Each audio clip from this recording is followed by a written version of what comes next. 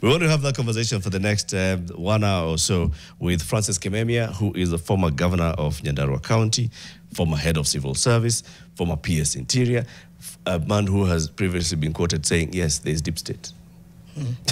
Now, former PS for Interior, head of civil service, and a senior person, and who has also gone to become governor. Deep state iko wapi? Iko hapa kwa studio. Good morning.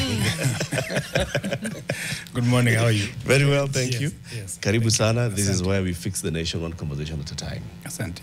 And before we get into looking at this mountain and what it means, Jano will give you the day's quote. Right. The day's quote is, if you want to fix the nation, start by fixing the family. This was said right here in studio by Gerard Gitonga, Principal Magistrate, Milimani Family Court, when he was speaking to family matters, family disagreements. He said, you want to fix the nation, you have to start by fixing the family. What do you think of that, Francis? No, it's quite very philosophical, and I think it's very, very true, because we all come from families. All of us came from families, whatever state of families or structures of families we came from, but we all came from families. So, and that's where, it's in families that professionalism is grown, and it's in families where integrity is really nurtured and cultured and structured in people.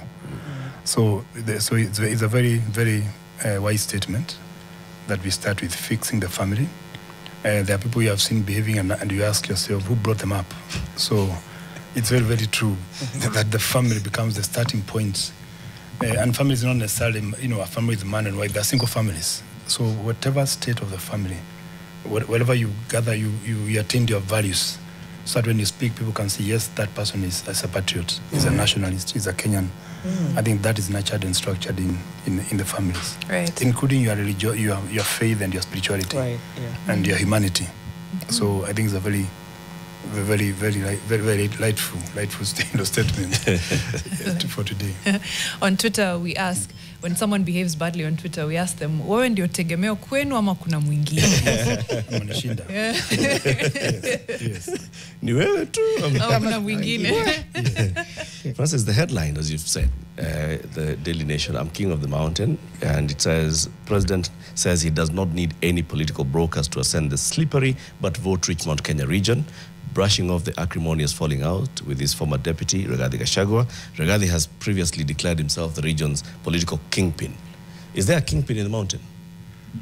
Well, the question should be, what is kingpin? That's what so that you don't use terms that are void, avoidable. So what is this kingship? Yeah, I think that's what we need to. And looking at our constitution, we should always be based on the rule of law and our democracy and our constitution. And of course, the holder of the national interest, or the custodian of the national interest, apart from the people themselves, the second most important person is the president himself. So, because we are not a federal state, we are still a unitary state. I know we have counties, but you see a lot of power. If you look at the way we structure the constitution, still a lot of power is with the president, and he can determine to antagonize a region or a county in terms of resource allocation. So when he says he's the king, I know that's a political statement. But you should be saying, I'm the leader. I am a leader. That would be a more democratic statement, because we don't have a kingship in this country. But he's saying, I'm still the center of unity in this country.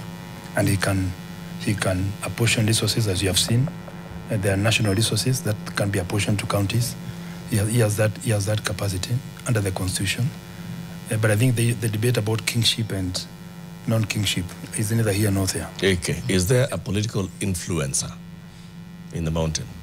Of course, there are many, not just one. Is there one who's like, the bigger?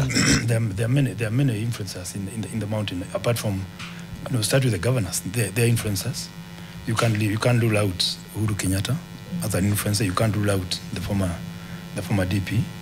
I don't know for how long. Again in politics, I'm sure the president is there to reclaim his hegemony in the mountain, and to reclaim his influence, and to reclaim his image, and to state that he's still a friend of the mountain. That's what he's been saying. He's not an enemy of the mountain. Of course, then you have to look at actions and at once and see whether that is true.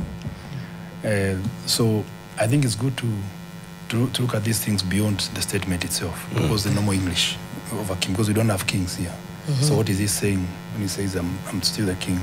He's saying, I'm the president, duly elected president, the highest vote. He got the highest vote from the mountain, which you can't ignore. No leader can ignore the millions of votes that you are starting an election, less Mount Kenya region or Mount Kenya vote. It's not doable.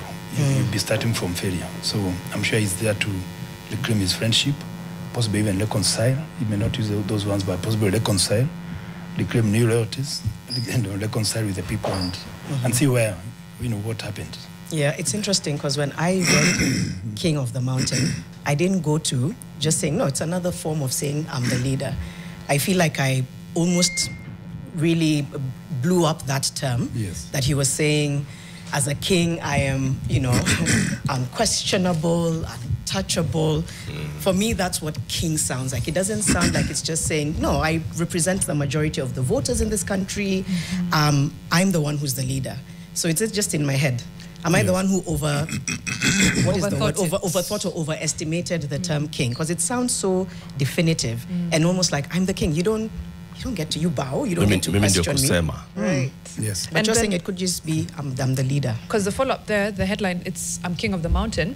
President Ruto says he does not need any new political brokers to ascend the slippery but vote-rich Mount Kenya, brushing off his fallout with Gachagua as inconsequential in his decade-long ties and friendship with local residents. So that kind of affirms what Janet is saying. It's more an assertion of power. Yeah. Yep. It's saying I don't need brokers to help me ascend the slippery mountain. I'm good. Even this mending fences with Gachagua si lazima. Yes. The one that used hegemony in politics refers to the highest influence, the influence of the highest degree in a political structure. So he's there to say, yes, I'm the president. I have resources. That's what makes one. If you have nothing to give, then you're not a leader. Yes, you must give results. Leadership and results go together. Yes. So he's saying, I still have the basket of goodies and resources, and you have seen them. Beyond what counties get, he has more resources that he can be able to give to those counties that are in need, or where the pledges were done, where promises were made, or new promises will be made. And of course, it's also a time to evaluate. I think the discussion here will be, it is to evaluate what was promised, because you elect leaders to come and achieve certain results. That's why you elect them. They come up with a manifesto and they'll say, we'll do more roads, we'll do water, we'll do electricity, we'll do this, the youth agenda, the women agenda, all those things, we had them, the rectification of the villages and counties. So to what extent, what is the scorecard? And I think that's where we should be moving this nation towards. As we fix the nation, it is fixing the nation towards a leadership that produces results, as you saw in the Kibaki regime. Are there performance contracts, even for the mountain with the presidency, for Western with the president? What is the scorecard, and at what percentage are we relative to the timing? Because we just have about 2.5 years to the elections. Are we on path in terms of the scorecard? Now, shall we be able to have delivered? Or will he be able to have delivered as a government what he promised? Various, not just Mount Kenya, because he's not just a leader of Mount Kenya, he's a leader of the entire nation. So what is his scorecard as a national leader, and also as a leader who also nurtures other leaderships within the counties? Before we move out from Mount Kenya, just one, because it's important to go to the direction you're saying, the scorecard in national leadership and just attaining the goals of what Kenyans need. It's the reason I think this tour has made huge headlines is it's hard to deny that there's been tensions in the mountain in terms of how the perception around President Ruto, and even what Latif had said, yes, I kind of fired some people, but I've replaced them. I've done the best I can, whatever it is. What would you advise President Ruto, if you're given a chance now and he's sitting in front of you, to really mend the fences with the mountain? You might argue and say he's already doing it. He's gone for the tour. But what would you advise him in terms of sustaining the mountain and sustaining the stronghold on the mountain? Yes. What would you say to him? And I think you'd start with how did they reclaim the mountain? You almost grabbing it out of the hands of Uhuru Kenyatta. Yes, I stood with Jubilee and we lost to William Ruto and his party. And when, as Jubilee we lost. So how did we, the same strategy, because he came to the mountain more than 10, 20 times in some counties. And of course he promised. That time he was not the president, so he could not promise, but he said, when I'm elected, I'll do this and this and this. So what you ask is very fundamental.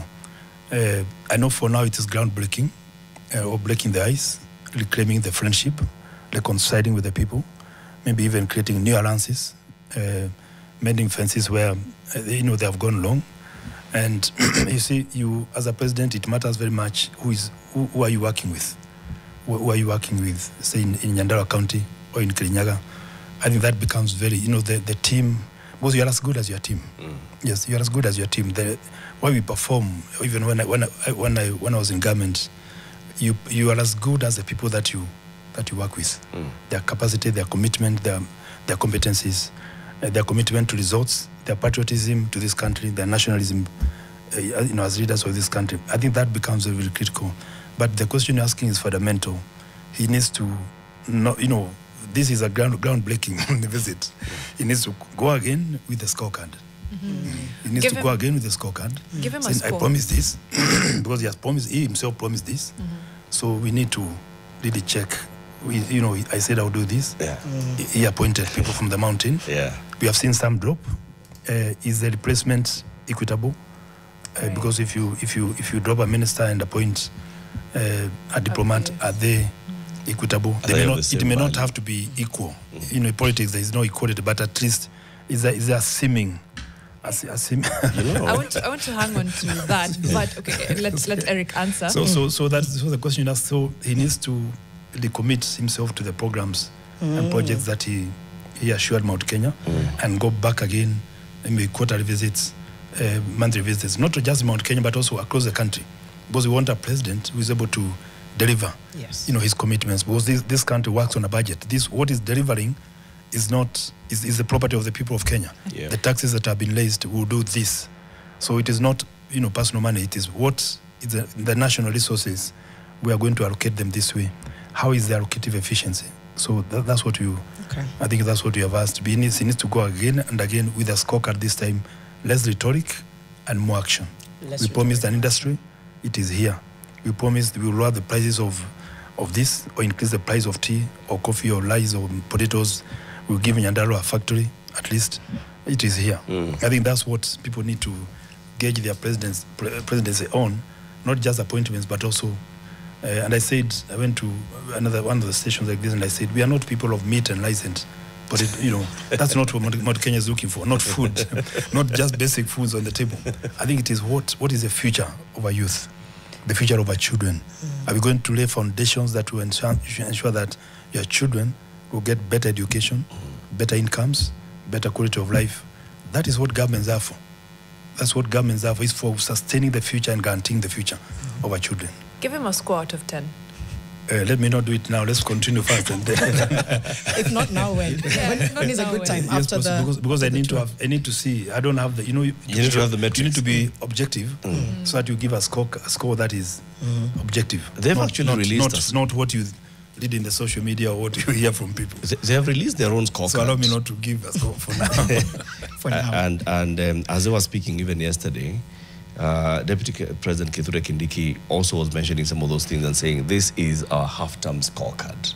Saying, you know what, when we came in, inflation was at this point, we have brought it down. When we came in, the dollar was fluctuating, we've stabilized it. When we came in, we were at a risk of defaulting, we have not defaulted. When we came, they mentioned those things. They said we promised to deliver universal health coverage, we are delivering it, it's shaky, but it's there. We promised to roll out properly CBC, it's shaky, but we are on course. This is our scorecard. Yes.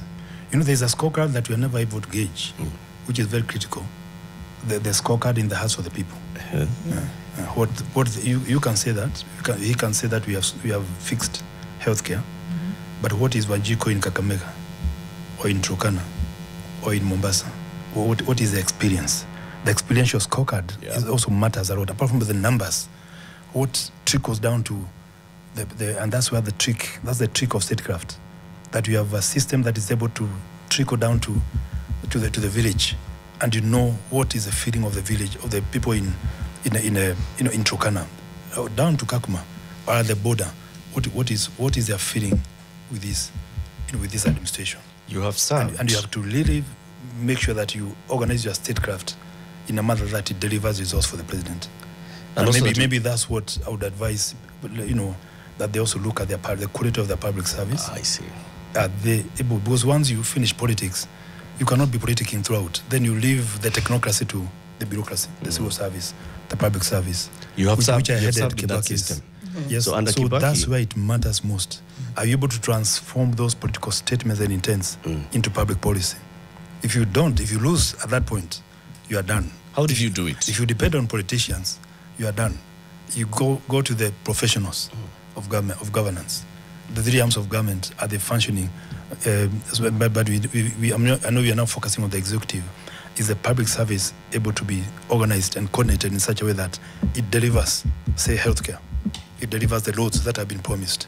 So the president is just asking the minister and the PS and his team of technocrats, how many kilometers have you done, say in Nyandarua? And why haven't you achieved? We have the time. Why haven't you done 50% of the roads that we promised or whatever we promised? I think that's where possibly what Madam asked me to comment or to advise is to rethink the civil service, the public service, and the coordination of the public service relative to people who have joined government from outside and their capacity to manage the public service to deliver results for the president. That has been the biggest trick in any public service when I headed the public service of President Kibaki. And what helped us mostly was the performance contracting, down to the village, down to the assistant chief, the smallest organ in the government, to make sure that they are all focused on delivering results to Kenyans in this country. So under the Kibaki administration, when you served as head of public service, you said this is what you were doing. Yeah. You had a public service that was, all focused with clear KPIs. Yes. This is what you deliver, and this is what we shall score you. Yes. And there was a performance contract signed between the president and everybody, down to the local. I don't know, even the governors should also be able to deliver, to have their performance contracts working. You can see that culture has more or less being diminished. So how do you expect results to come out when you don't? What gets measured gets done. If you don't measure this interview, that within this time we must have asked Kimemia so many questions, then how do you deliver? And what will be the scorecard that you? So you is the same thing and that is what you call statecraft, the ability to make sure that whatever is the interest of the politics or the politicians is domesticated in public policy, in professionalism, in policy. Nothing is being done on the streets. Yes, not on the street. Yeah. It's measurable. Hey, Peter Otieno on YouTube is saying, Sawa, good response from Bwana Kimemia on giving us score. He's a real Kibakerian. Is there such English?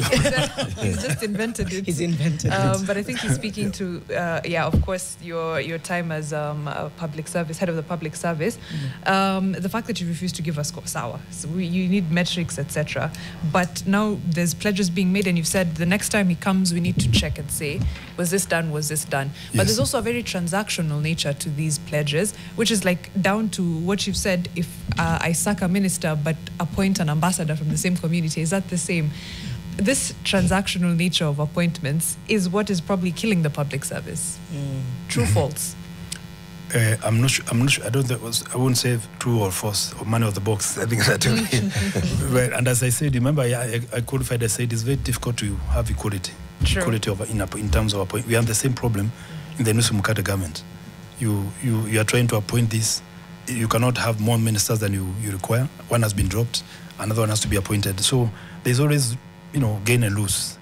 But ultimately, you must make sure that you are seen to be equitable. I think the word is equitable, not equality, but equitable. As much as possible, you must be seen to be equitable. But I also wanted to add, no, we should not sacrifice merit. And I know that has been, particularly in the appointments, say, in the foreign service. And the issue is balancing. You have to balance. And I'm not saying that politicians can't make diplomats. They can also some have made very, very good diplomats. But you must be able to make sure that at any point, meritocracy becomes the issue. Because we are not just a village government. We are a global republic. We are competing in the region and in the world. Our goods are competing internationally. So the coffee from Kenya will compete with coffee from other countries. So how well you manage, that's why I began by talking about professionalism. Yes, how professional you are, and the issues of integrity in that professionalism, and how you, including goods and services that you produce, how they are produced. These days they're concerned about even how do you produce that tea? Did you antagonize workers? Yeah. So even those rights of people who are working in Kenyan say cabbage industry or vegetable industry or sugar industry matters a lot. So we need to also look at the competitiveness of this country. The nature of our politics, the way I see it, has literally diminished our competitiveness as a republic. And we need to reclaim our competitiveness as a country, both politically, economically, socially, ideologically. There is a time people will not do anything until they check with Nairobi. What is Nairobi thinking? Today, nobody seems to care and that we should not allow ourselves to be beaten by dwarfs. I don't know to call in a country a dwarf, but we have been a giant in terms of ideological thinking, our capacity to do things. Kenyans are known as very, very professional. We need to reclaim the glory of this country. And it has to be seen right from the village, how we conduct our businesses, right from the village offices upwards. And every person should be concerned about what will people think about this country, the image of this country, including the image of the president himself. Indeed. Let's take a break. Yep. When we come back, we will continue with this, and we'll also play some sound bites from yesterday. What the president said, what the deputy president said, what the leader of majority, Kimani Ichung'wah, was saying, and listen to what they were saying and try and decipher. Like he said, what the words may be saying could be one thing, but the message could be different. Correct. Right? We're having a conversation with Francis Kimemia. He's a former governor of the headquarters of Mawarus. Cash copy Nyandarua ni? He's also It's called Walu. Yes. They feed Nairobi with potatoes and cabbages, and basically it's the milk. It's the mboga basket of Kenya. And milk. Milk. Yeah. Yep. The second producers of milk. Second largest producer of milk in the country. Former head of civil service as well, and former PS Interior. We are talking about the president's journey to the mountain and trying to understand what does this mean, and also broadening it into the country. Back shortly. Yes, I said, let me. Yeah. You can see me, see you. But in the spirit of Gen Z, Mr. Kimemia, I think it was a month after the protests. Yes. Correct me if I'm wrong. That you said President Ruto was failed by his advisors. Did you make a statement along those lines? I'm not sure those are the ones. Do you think he was failed by his advisors, political, intelligent advisors, intelligence? I think what I said is that they should have seen it coming. They should have seen it coming. They should have seen it coming. Yes, because from my side I could see this is not just young people trying to jump around. It was a serious fundamental issue, and it required to be handled, more responsibly. When you say serious fundamental, what do you mean? There are two ways of looking at it. Either it's a serious fundamental citizen agitation, or serious fundamental threat to the state by some people who are hell-bent. I think the issues that they were raising at the time, remember there was the budget that was supposed to be approved. The finance bill, yes. And of course, we live with Jay-Z. I have Jay-Z in my house. You could hear the agitation in the social media. So it was not just going to be something that you can wish away. The issue, and it should have been tamed right from the issue should have been addressed right. I mean, much earlier than on the material day. How does the government work? On the material day. Are there mechanisms for feeling the vibe of the people right at the village level? Of course, just like in your house. In your house, you are able to know when people are not happy. Maybe you not get tea on the table. So how does the government get So government has a very, very, very elaborate intelligence and security mechanism, right from the village, from the Assistant Chief, from the elder, the village, the Nyumba Kumi. So you're able to know. If you asked me when I was in charge of security, what is it that is happening in Mulembe Market, I'll tell you, or Lukali Market, I'll tell you what is happening, because there's a system of feeding back to the nation, to the national the national office, on what is happening in the country, so that you can be able to address, those issues promptly. Okay. So where could there are also those who are charged with nothing but reporting intelligence, giving information, whether they are rumors or confirmed or not. These are rumors, not confirmed, and they will confirm whether it's true or not, so that you're able to respond to positively to the wishes of the people on time. My imagination is when you are, for example, at the head of the security as PS Interior, and even as head of public service, your day starts very early, and you're receiving reports from across the country of what's happened overnight. Yeah. Then what do you do with that information? Actually, the day does not start early. It's always early. There's no time that it ends. The day does not end. It doesn't end because people are still working. You may be asleep, but we have a 24-hour economy. People have to be secured.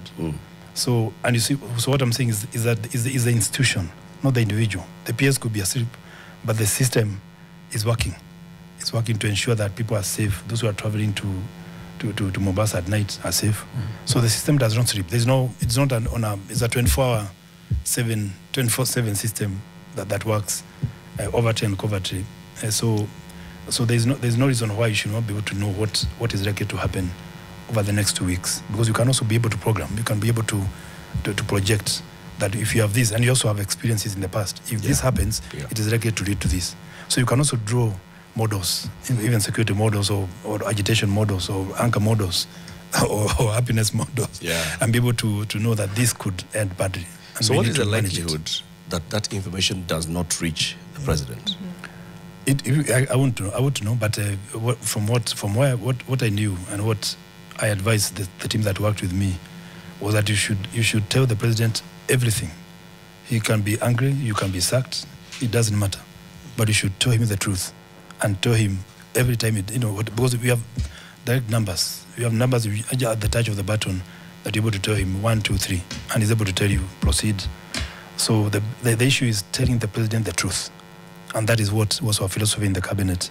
You should never ever lie to the president, and you can never be sacked for telling the truth, however painful. Kama kutakuwa na njaa, hakuna chakula kwa store, we are heading to a problem, let him know. Then you can make a decision whether you import food. I remember people trying to say, no, let's not. Tell him the truth. Let him know it. Even if it's your fault. Yeah, we messed. We have this problem. And you'll find that there will be so many solutions coming up, whether from the government or from within the private sector. Remember, we brought in the private sector very much into government. So that if you want to say import something like sugar or tea or whatever is not there, then you're able to work with the private sector. And it is also put on the table, so that everybody knows they're importing because they don't have enough of this, or there's a crisis, there's a crop failure. But the worst would be to cheat the president that this is what happening, yet the truth is this. Okay. That is treason. For me, that would be treasonable. I want us to play some bites from one Kimani Ichung'wah, the leader of majority, when they spoke in Meru yesterday, the deputy president, Professor Kithure Kindiki, and the president himself, on what they were saying in the ground, and then we juxtapose that with what even Janet was asking earlier, the actual feeling on the ground. Let's listen to those three leaders. Huyo muungwana, kuna watu wanamkejeli ati yeye ni yes man. Mimi nataka niwaambie, si Moi alikuwa yes man ya Kenyatta, si Kibaki alikuwa yes man ya Moi, si mimi nilikuwa yes man ya Uhuru. Kuna mahali iliharibika, si mimi nilimheshimu Uhuru Kenyatta. Hata wakati mambo ilikuwa imeharibika, si nilikuwa nasema mdosi yangu. Si hiyo ni kutumia akili? Sasa wewe profesa, endelea na kazi bwana. Kama ningekuwa natafuta mtu ya kupingana na mimi, si kuna watu ya upinzani ya kupingana na mimi? Iko haja ya kuwa na deputy president ya kupingana na wewe? Si mtu akitaka kupingana na rais aende upinzani? Kwani kiti ya deputy president ni kiti kidogo? Si ni kiti kubwa? Lakini watu wengine wajinga, unapewa kiti kubwa, badala ya kushukuru Mungu na kushukuru rais na kushukuru wananchi, unaanza kushindana na kiongozi wa taifa. Mimi hiyo maneno ya ujinga, I am not part of that business. Nitajaribu kufanya bidii kwa kazi ya kumsaidia rais, na rais atapata tena ati kusumbuliwa, ati kufanyiwa sijui nini, because there is no competition between the president and the people working under him. Tutakubali mtu yeyote ama kundi lolote lije kati yetu na wewe kwa hii serikali na ile kazi tuliahidi watu wetu. Rais, wacha nikwambie, Mount Kenya lazima utembee, kwa sababu usipokuja watu wengine wanadhani ya kwamba hauna ground. Mimi nakwambia, tulifungulia tu Facebook hivi, tukasema uko ni Laikipia, tukasema wacha tuone Nyeri kutaenda vipi. Nikaambia watu wangu, hebu angalieni runinga, msiniangushe. That is Governor Anne Waiguru of Kirinyaga, of course, speaking there after Kimani Ichung'wah and the Deputy President and the President. Kimemia, do you think that is what they should be addressing with the people at this time? Well, because they're on the political on a political platform, so politics will definitely come up, and serious things. Why is it a political platform? It's a development tour. Yes, but they are cutting ribbons. But he's an elected president. He's elected by the people that he's talking to, and as you said in the beginning, there has been some acrimony. So you can't expect that it will just be about water and about roads. You find political jibes, or vibes coming up, and I wish they were not there, but you can't rule them out. Even in this interview, you can see a lot of politics coming up. We are not just addressing journalistic issues, because this is life. This is life. This is what is existential on the ground. So those things will come up, but ultimately there will be, what did we promise, and what have we achieved? Ultimately, you can have all that talk, but what have we achieved since you elected me as a president? And I think that's what I said. He has gone to reclaim his ground with his scorecard, and he has to use that word himself. And he has said he knows, he's not a fool. He knows what he wants to achieve for the mountain. And for us, as I said, we are not just interested in food or money or cash handouts. It's what the tangible development agenda for the region that will make sure that our future is guaranteed. I think that is what should be focusing. I know that's what you want to hear. That's what should be focusing on. But you not leave, these political issues, or, who is a Mjinga, who is not Mjinga, those will still come up in the discussion. Would you accept a government position if nominated? Right now, would you still be in office if you were given a chance? Since it has not been given, so if it was, would you? The best thing is not to say and to anticipate. But you see, what you should be asking: Would you want to serve the public, right? The public of Kenya, and why would I not want to serve the public of Kenya? I was a governor. We were defeated. Today is going to open up, or to see into one of the best hospitals in the region, not Kenyan region, the East African region. The Mashujaa Hospital in Nyandarua. If you look at that hospital, our vision with the people of Nyandarua, combining Chinese, European, and American, architecture to come up with a hospital of choice where people can go and, you're treated with dignity. With the Israelis, we are going to run the children, the clinic for the children in that hospital. We had a cancer center in Nyandarua. I think we are the second in the country in terms of cancer attacks. And either because of agricultural products or whatever is the cause. We are going to put up with the Kenyatta University a cancer center. Inside that, we have a disease control center, which we utilize our COVID money with, because we're able to manage COVID within ourselves, resources. So we have a COVID center, which is part of the Mashujaa complex in Merangini, also working with the Mashujaa complex. These are the things we want to hear discussed in the mountain. Why is cancer such a big issue? If you go to Mount Kenya now, every road has a white chalk. People are dying like nzige, locusts. Why is that so? That's what should be coming up. Why are people dying so much? Why can we revive or activate or speed up, fast track the operations of SHA? So people are able to be treated, and people don't die because of kidney diseases or diabetes. Or that's what we should be concerned with as a country, as a mountain, and as a nation. Because I know the problems of the mountain are not unique to the problems in other regions. Yeah.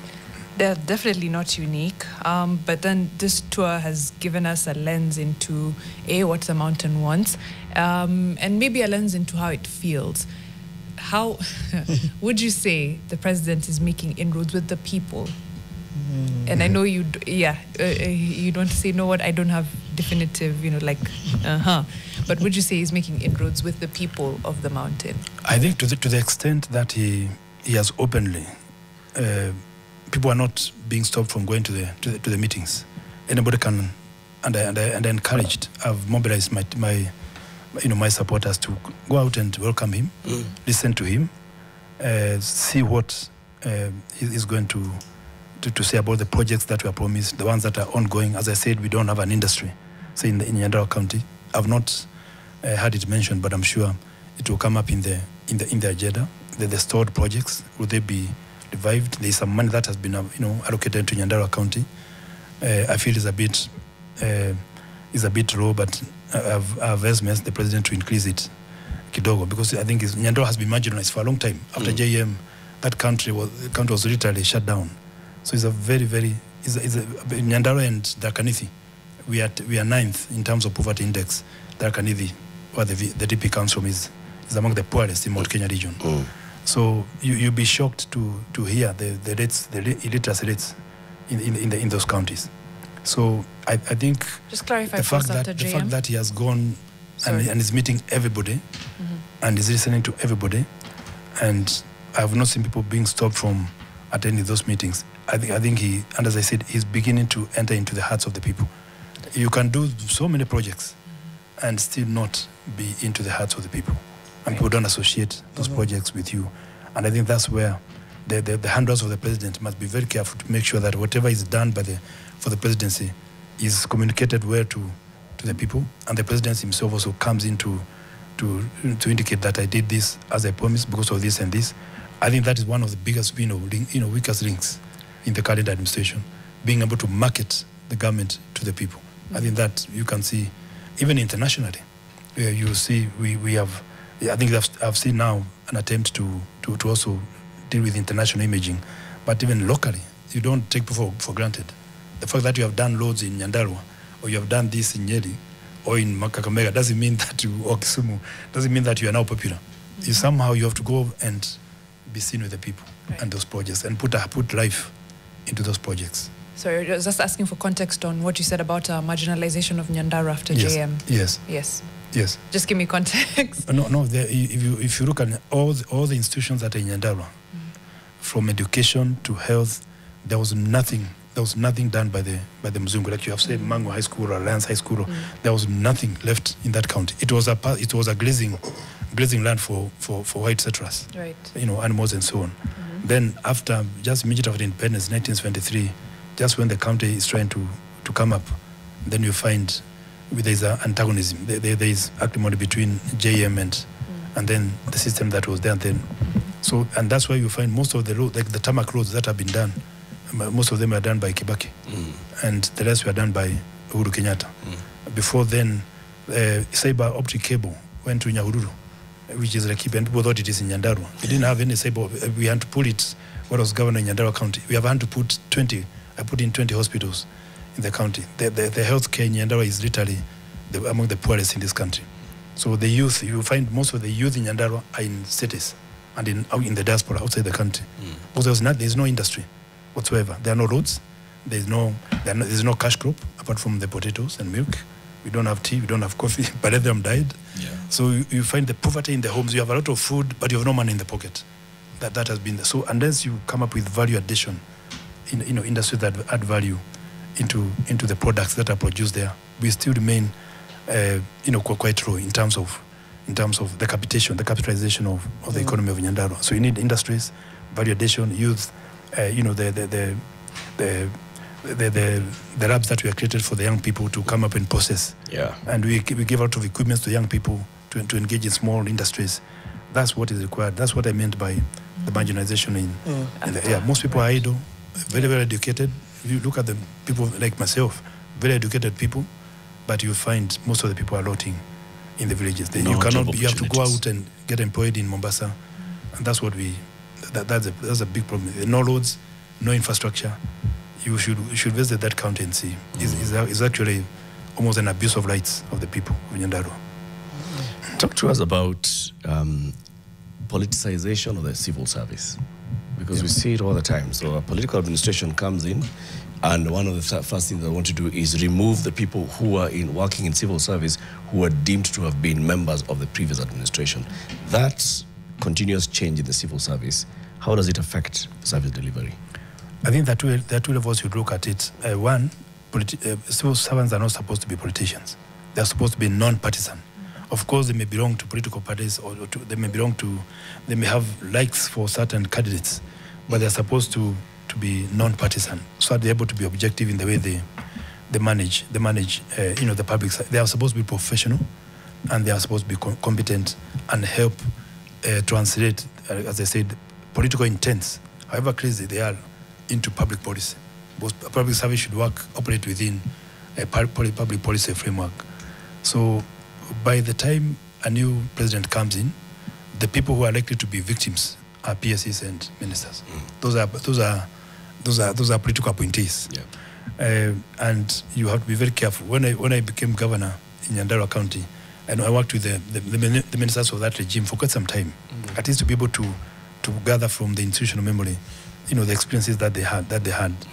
Even if you don't keep them for too long, as long as the public service remains professional, from the deputy PS downwards, these are professional civil servants, and that's where possibly we have gone wrong. These are the ones you need to empower, so that the public service of Kenya remains the most competent and professional public service, not only in Africa but in the world. And you recall the public service of Kenya attained the best managed public service under President Kibaki. The trophy came to Kenya, the Kenyan public service. And everybody knows that this country has the best public service, including our police, by the way.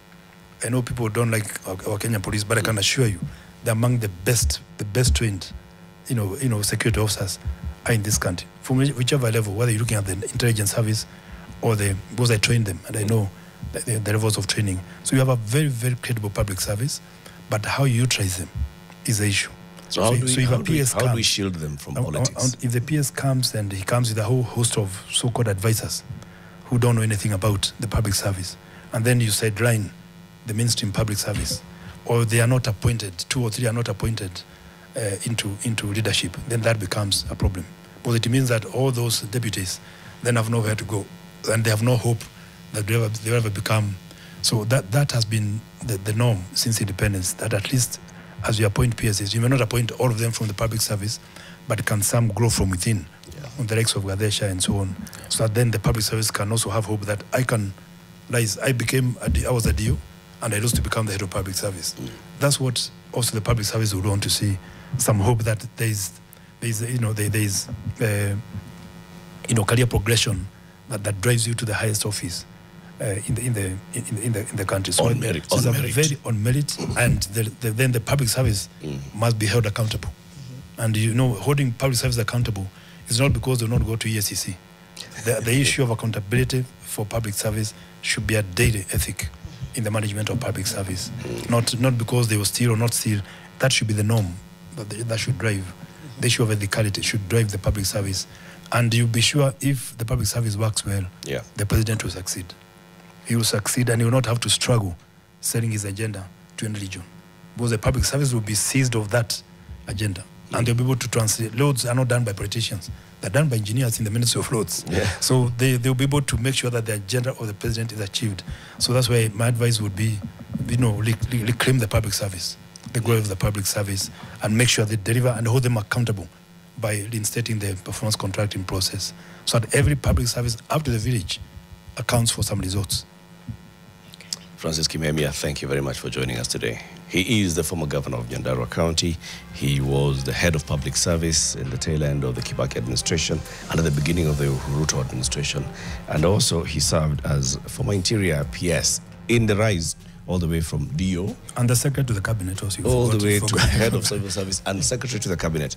Thank you very much. Can I say something before you conclude? Yes. Maybe urge the president is coming to Nyandarua, and I would like to continue to urge the people of Nyandarua County to receive him, listen to him. They have promised me there'll be no chaos, there'll be no throwing of stones. That is not our culture. By the way, you fight something that you don't want to ever come to your place. You fight what you don't want. So if I want to aspire to be the governor or the president of this country, you can't then say some things. You can criticize, you can positive, you can say this is wrong, but you don't. The abusive culture that we have seen in this country. Yeah. And the diminution of the presidency and leadership in this country, whether it's journalists, everybody wants to abuse everybody. That is a culture that we need to seriously look into. And it's by leaders becoming accountable. Because I know the Gen Zs will tell you, but you are not accountable. We need to become accountable as leaders, but you also need to train our young people to respect the systems that have been put in place so that the country moves. That's how all democracies and all civilized republics order. move on. Yes. Thank you. Thank you very much, Francis. It's 9 a.m. Keep it here for more. In the next hour, we give someone the mic. Shika mic.